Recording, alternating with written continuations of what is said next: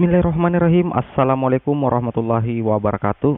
Jumpa lagi dengan saya di Abil Maiwa Channel.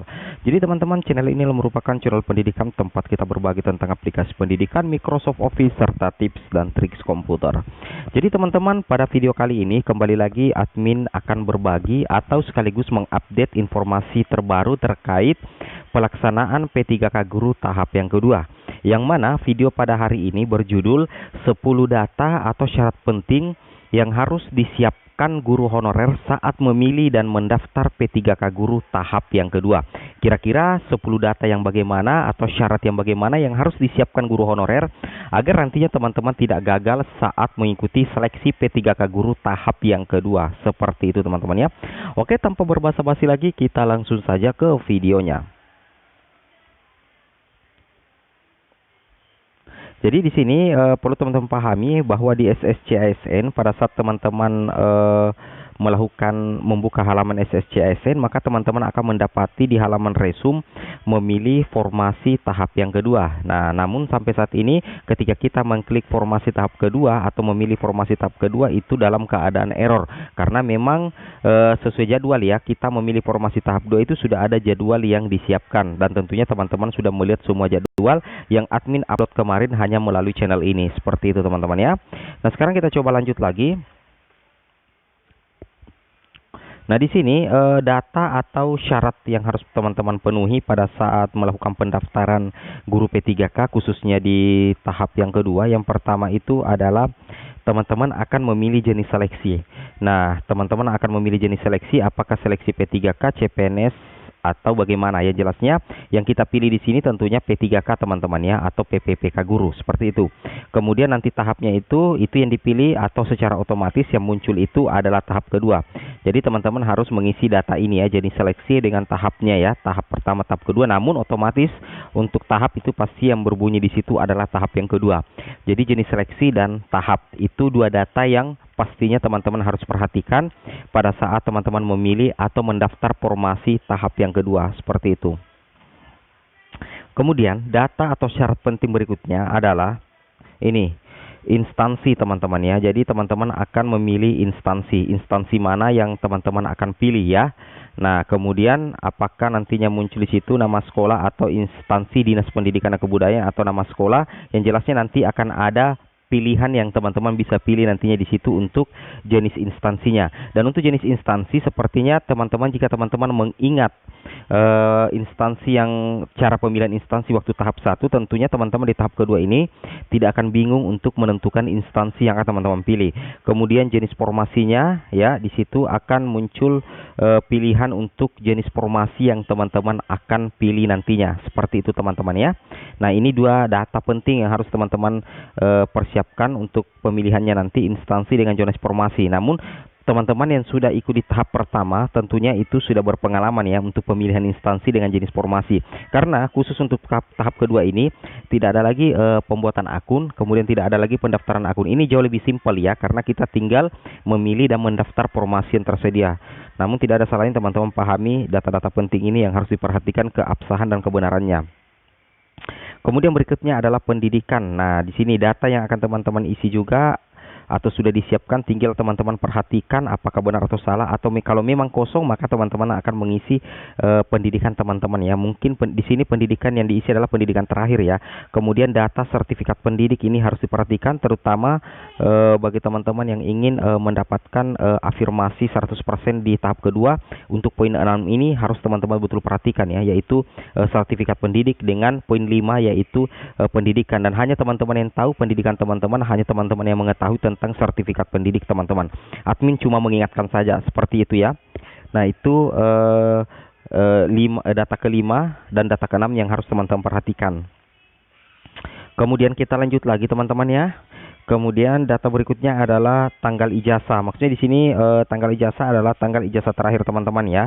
Jadi tanggal berapa ijazah teman-teman, kemudian nama perguruan tinggi sesuai dengan ijazah. Nah, jadi di situ teman-teman akan mengisi nama perguruan tinggi, misalnya Universitas Negeri Makassar atau Unpar ya, Universitas Muhammadiyah Parepare, itu ditulis dan disesuaikan dengan ijazah teman-teman. Jadi pada saat teman-teman mengisikan nama perguruan tinggi, alangkah baiknya kalau teman-teman juga menyiapkan ijazah teman-teman, karena di situ akan dilihat tanggal ijazah teman-teman dengan nama perguruan tinggi yang sesuai dengan ijazah teman-teman sekalian. Seperti itu teman-teman ya. Jadi ini poin 7 dengan poin 8 menurut admin itu sangat penting dan sangat urgent untuk teman-teman perhatikan ya, agar nantinya tidak ada kesalahan data lagi seperti waktu di tahap pertama kemarin seperti itu. Oke, ini data ke-7 dan data ke-8 yang harus teman-teman pahami. Kemudian kita berpindah ke data yang ke-9 dan data ke-10. Data ke-9 dan ke-10 itu tentunya adalah nomor ijazah ya. Jadi nomor ijazah ya. Jadi yang harus teman-teman perhatikan itu adalah nomor ijazah. Nah, di sini nomor ijazah yang harus teman-teman perhatikan juga adalah nomor ijazah. Nah, kenapa admin katakan nomor ijazah? Karena nomor ijazah itu penting, harus benar teman-teman ya. Karena ijazah itu terdaftar di Kopertis ya, terdaftar di pusat.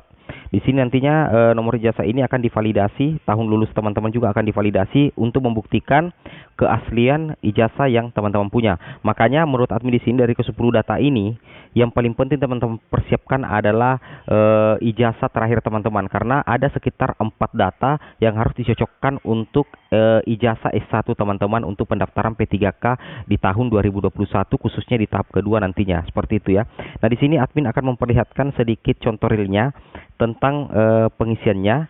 Nah, misalkan di sini teman-teman ya, di sini nantinya di sini teman-teman akan disuruh memilih instansi. Kemudian di sini ya, instansi yang pertama dulu. Setelah itu ada jenis formasi. Nah, sesudah teman-teman mengisi jenis formasi, kemudian sudah mengisi instansi, maka teman-teman akan memilih pendidikan. Di sini ada muncul pilih pendidikan. Silakan teman-teman klik saja yang di sini yang tanda panah ke bawah. Pendidikan atau pilih pendidikan ya. Jadi instansi, jenis formasi, kemudian pilih pendidikan. Setelah itu teman-teman di sini akan terkoneksi sertifikat pendidik teman-teman ya, terkoneksi dengan info GTK teman-teman. Jadi bagi teman-teman yang memiliki Serdik itu siapkan saja juga dengan ijazah terakhir teman-teman ya, karena nanti itu akan berkaitan dengan data pemilihan formasi tentunya di tahap kedua. Ini untuk mengantisipasi teman-teman gagal secara administrasi ya. Meskipun teman-teman sudah mahir waktu tahap pertama, tentunya di tahap kedua ini tetap kita harus berhati-hati, jangan sampai gagal hanya karena kesalahan pengisian biodata seperti itu. Pengisian data pendidikan teman-teman ya. Nah, ini. Nah, di sini muncul keterangan ya. Setelah teman-teman pilih pendidikan, maka di sini akan muncul sertifikat pendidik. Nah, di sini data yang tampil adalah data dari Kemendikbudristek GTK. Jika terdapat perbedaan, harap berkoordinasi dengan instansi terkait. Nah, di sini otomatis nanti akan dimunculkan data sertifikat pendidik teman-teman.